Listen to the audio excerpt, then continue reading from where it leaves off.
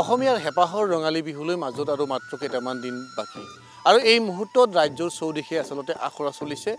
বিহু নৃত্যৰ পৰা বিভিন্ন জনগোষ্ঠীয় নৃত্যৰ সকলো গীত নৃত্যৰ আখৰা চলিছে আৰু এই মুহূৰ্তত মই পৰিৱেশ দেখুৱাম ৰংজুলিৰ আৰু ৰংজুলি আঞ্চলিক বড়ো নিখিল বড়ো ৰাভা ছাত্ৰ সন্থাৰ ইয়াত আয়োজন কৰিছে বড়ো জনগোষ্ঠীয় নৃত্যৰ কৰ্মশালা আৰু এই মুহূৰ্তত মোৰ সতীৰ্থ দেখুৱাব ইয়াৰ পৰিৱেশ কাৰণ ৰংজুলি দৃশ্য ৰংজুলিৰ বড়ো ছাত্ৰ সন্থাৰ এয়া আচলতে আখৰা কাৰণ বাৰদৈ চিখলা আৰু এই এনেদৰে আখৰাৰ কাৰণে সকলো যুৱক যুৱতী আচলতে ইয়াত বিগত কেইবাটা দিন ধৰি প্ৰায় 10-12 দিন ধৰি এওঁলোকে ইয়াত আখৰা কৰিছে আৰু উল্লেখযোগ্য কথাটো হ'ল প্ৰায় 100 গৰাকী নাচনী একেলগে নাচিছে এক সুন্দৰ পৰিৱেশ আচলতে ৰঙীন হৈ পৰিছে ৰংজুলিৰ এই অঞ্চল কাৰণ বড়ো ছাত্ৰ সন্থাই ৰংজুলি আঞ্চলিক বড়ো ছাত্ৰ সন্থাই এই আয়োজন কৰিছিল মই এই নৃত্যৰ মাজত মই এগৰাকী যুৱতীৰ লগত মই কথা পাতিব বিচাৰিম যেহেতু সকলোৱে আচলতে আখৰাত ব্যস্ত মই তোমাৰ লগত অলপমান কথা পাতিম কি ক'বা আচলতে কেনেকুৱা লাগিছে ভালে লাগিছে বহুত ভাল লাগছে বহাগ আহি পালেহি ইয়াৰ কাৰণে আমি আমাৰ জনগোষ্ঠীৰ বাৰদৈ চিখিলা আৰম্ভ কৰিছোঁ বহাগত নাচিবলৈ কেইদিনমান হ'ল আখৰা কৰি থকা হ'ল 5 দিনমান হ'ল ভাল লাগিছে ভাল লাগছে বহুত ভাল লাগিছে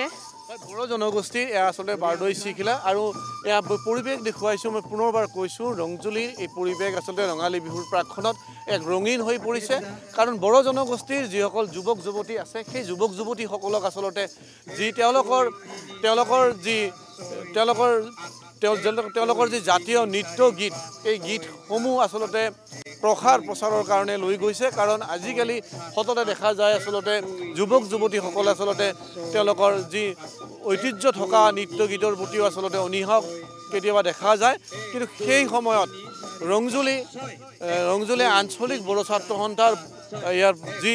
ব্যৱস্থা আচলতে সঁচাকৈ প্ৰশংসনীয় মই অকণমান আগুৱাই আহি যদি মই কথা পাতিম মোৰ সহযোগীয়ে ইয়াৰ পৰিৱেশ দেখুৱাইছে কি ক'ব আচলতে ৰংজুলিত আচলতে এতিয়া ৰঙীন হৈ পৰিছে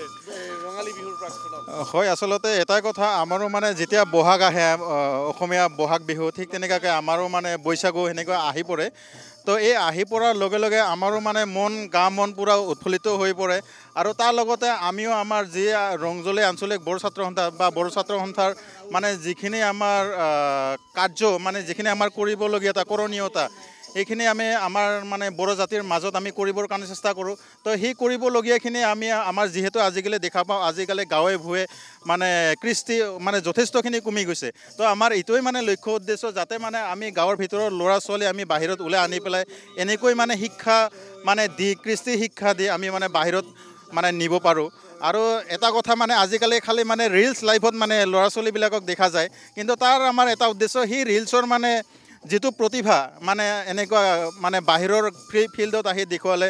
মানে সেইটো আমি নথৈ আনন্দিত তো আৰু আমি ভাবিছোঁ এনেকুৱা অনাগত দিনত মানে এনেকুৱা ধৰণৰ কৃষ্টি সংস্কৃতি খেলা ধূলা লৈ পেলাই আমি বিভিন্ন ধৰণৰ আগবাঢ়ি যাম আচলতে এক প্ৰশংসনীয় পদক্ষেপ মই পুনৰবাৰ কৈছোঁ যিখিনি সময়ত আচলতে কৃষ্টি সংস্কৃতিৰ প্ৰতি একাংশ যুৱক যুৱতী আচলতে অনীহা দেখা যায় গতিকে সেইখিনি সময়ত আৰু ৰংজুলিৰ আঞ্চলিক বড়ো ছাত্ৰ সন্থাৰ যি পদক্ষেপ এয়া ৰঙালী বিহুৰ প্ৰাকখন আৰু ৰঙালী বিহুৰ প্ৰাকখনত ৰঙালী বুলি ক'লে আচলতে সকলোৰে দেহ মন আচলতে নাচি উঠে কাৰণ সেয়া যি জনগোষ্ঠীয়ে নহওক কিয় মূলতঃ অসমীয়া বুলি ক'লে আচলতে ৰঙালী বিহু বুলি ক'লে বহাগ বুলি ক'লে বলিয়া হয় আৰু সেয়া পৰিৱেশ দেখুৱাইছোঁ ৰংজুলিত এনেদৰে বিগত 10টা দিন ধৰি 100 গৰাকী নাচনী বৰদৈ চিখলাই এনেদৰে নাচিছে আৰু এয়া দেখুৱাইছোঁ ইয়াৰ পৰিৱেশ কাৰণ ৰঙালী বুলি ৰাজ্যৰ ভিন্ন প্ৰান্তত যি পৰিৱেশ সেই অনুপাতে আমি গোৱালপাৰাৰ ৰংজুলি যদিছোঁ একেই পৰিৱেশ উখল মাখল পৰিৱেশৰ মাজত চলিছে আখৰা